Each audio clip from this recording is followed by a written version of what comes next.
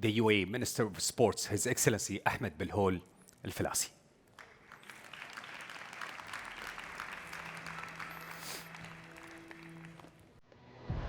حياك الله. يعطيك العافية. موفق إن شاء الله.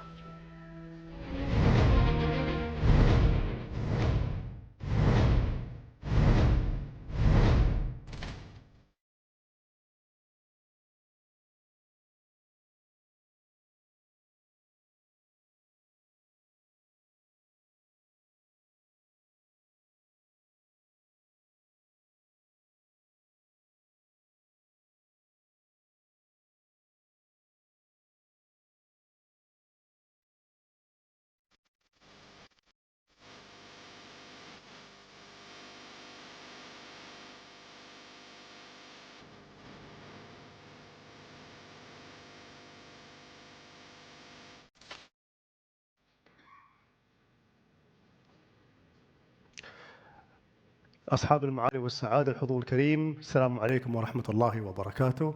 Ladies and gentlemen, dear sports athletes and legends, welcome to Dubai. Today I'd like to bring a different perspective to sports. I'd like to share with you why do we invest as government in sports and why specifically today. It's no secret that the UAE is a big investor in AI. We had the first minister appointed in 2017, a minister for AI. We have big investments across the board, like companies like MGX and G42. Today, many of our government services are driven by AI. It's very much integrated in healthcare, in education, in security, in everything you can think of. So we know firsthand how important AI is and what are the benefits of it. But at the same time, there's always a negative side. And today, unfortunately, I'm going to be discussing the latter part. But let me start off first by pointing out a question. I think this is stuck. Oops. Can I get a different... We spoke about AI, but the screen won't work, so we have to go back to the basics. Okay, do you mind just switching it from your end? I can give you an instruction. There you go. Take care. So until he gets his the different remote, as I said before, technology is a blessing. We know firsthand in the UAE, we're a very young country. We're a little over 50 years old. My own father used to walk barefoot to school. And today, we're one of the most advanced countries globally. So we know exactly how AI can transform a country. We're a small country with 10 million. So can I get the remote, please, before you ruin the peak moment for me?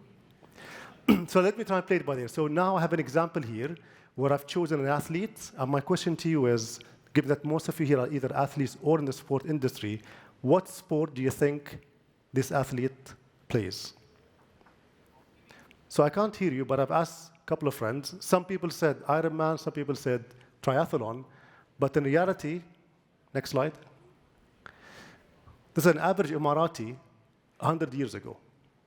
Actually, I was personally more impressed with the older gentleman next to him. During that time, can you go back, please? During that time, exercise was a byproduct of our life. Today, if any of us want to achieve that form, today, especially for the older gentlemen, you would think that they're taking hormone replacement therapy or even taking peptides, probably even both. But for them, they did nothing except just live a healthy life. And you can always take this and compare to your own country. If you go back 100 years, you'll notice that everybody, almost everybody was fit across the board, men and women. Why? Next slide. Because we lived a very active life. Our life demanded that we moved around. As mentioned in earlier sessions, we had a lot of stress in our life. We had an active lifestyle. So what has changed? Next slide. Today, we have to schedule in time to do sports. We have to pay for it. Today, technology has taken out our active lifestyle, and we're struggling to take that back in through structured memberships and through structured sessions in school. Next slide. So what has changed? Slide after. So with the revolution that's happened from the 1800s till today, every revolution added a layer of comfort, a layer of convenience, a layer of practicality that made all our lives easier. But at the same time, if you map up our lifestyle, it became more sedentary as we went through. So from 1800 till 1970, we lived a healthy life, and then it became much, much more slower. In 2000, digital revolution came in, and it was no longer only about physical attributes. Our mental and emotional health was also drained. Kids today no longer play with each other. They're on screens. Next slide. And here I'm showing just a small example, and I've chosen specifically children and teenagers, because that's the age where you're at your peak. For kids and teenagers, the level of obesity has increased tenfold from 1975 till today. So within 50 years, 10x the obesity rate. Next slide. So if we just try and go back and remember, I was in a generation that was in the black and white area. We used to go out and play. After school, from 3 p.m. till 7 p.m., go back in the neighborhood, play, fight, explore, be creative. All of these interactions developed us cognitively and made us even healthier. But today, that has been stripped away from our children. Next slide. Again, this is the last set of data I'm going to share. Diabetes doubled from 7% to 14%. And this is only from 1990. At the same time, cardiovascular disease increased by 50%. So as modern life became faster, we became slower and less healthy. Today, our life has become less intrinsically human. And beyond that, next slide, on the mental health side, and we've heard Jaber talk about the mental side of it, the World Health Organization has estimated the cost relative to mental health issues costed the global economy $1 trillion.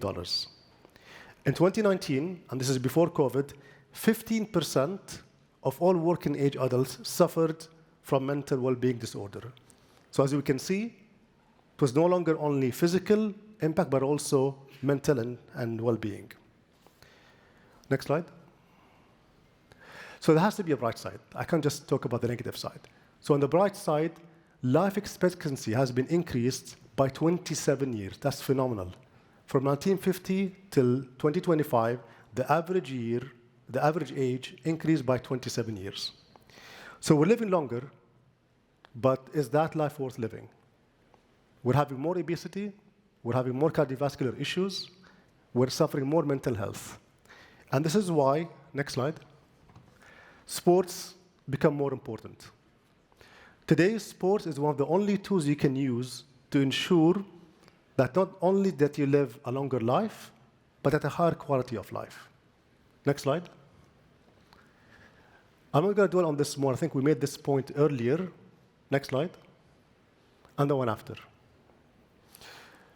So the introduction of AI, as I said before, life becomes easier, but you're interacting with less humans. Today, I would assume more than 30% of all call centers use a form of AI assistant or a chatbot online. If you go today to many government services in Dubai, you will be interacting with an AI-assisted customer service desk. And this will also increase. So human interaction is becoming limited, and therefore, sports becomes the only venue where you can truly develop the skill set of a child from a young age. And how do we do that? Next slide. The one after.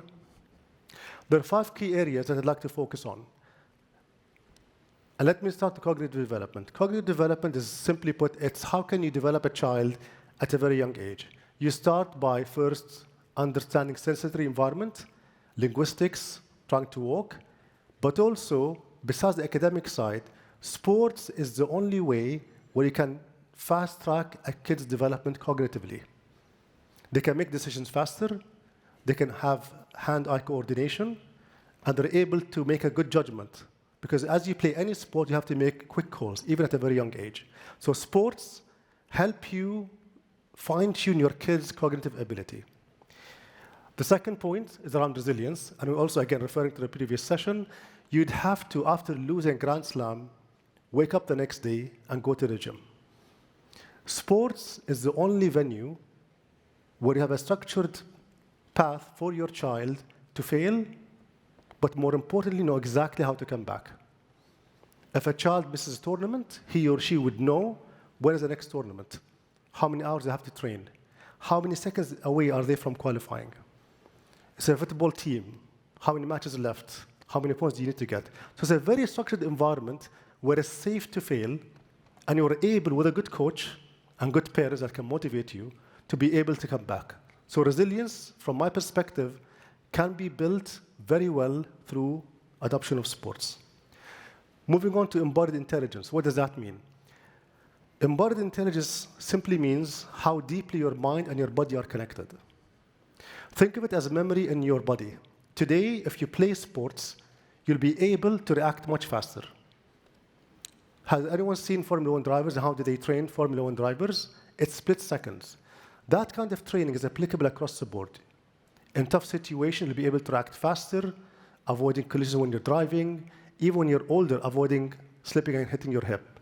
So embodied intelligence can only be developed with sports, and it's actually measured. The more sports you do, the more you have embodied intelligence. Moving on to leadership and social cohesion. Next slide. I think everybody here knows this, with a great example of South Africa, where a country was in an apartheid, was united through the World Cup for rugby. It was under one team and one country. One jersey was able to unite a whole country in tough conditions. So that's when it comes to social cohesion. On leadership, interesting analysis, 80% of female Fortune 500 CEOs have been through competitive sports. So that tells you that sports also helps you excel in life, especially in a more dominant area, like executive level of Fortune 500. And finally, next slide, emotional intelligence. I'm going to go back to my example. This slide reminds me of really good memories. I'll not tell you where I am in this photo, but again, comparing myself to my kids, it saddens me a lot when I see that my children don't play and don't mix and don't mingle. I cannot overstate how important it is to have that social emotional intelligence of getting to know kids, playing around, having fun, making mistakes, and building memories. Today, our kids are stripped from that. Today, if they play together, they do it online. The only way we can do it again is to play sports. Next slide. So what are we trying to achieve here today? Today, at this summit, from a government perspective, we're trying to tactically see how can you use sports to make sure that our kids are well-rounded.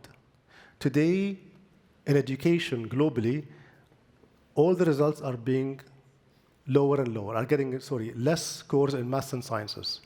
So naturally, governments are trying to teach more and have more condensed curriculum. But what we are saying is that rather than have less sports, and we've seen many countries do that, they add more subjects at the expense of sports. So instead of doing 4 hours, you do 2 hours. Instead of 2, you do 1 hour. And in some cases, in high school, you do no sports at all, because the emphasis is on education.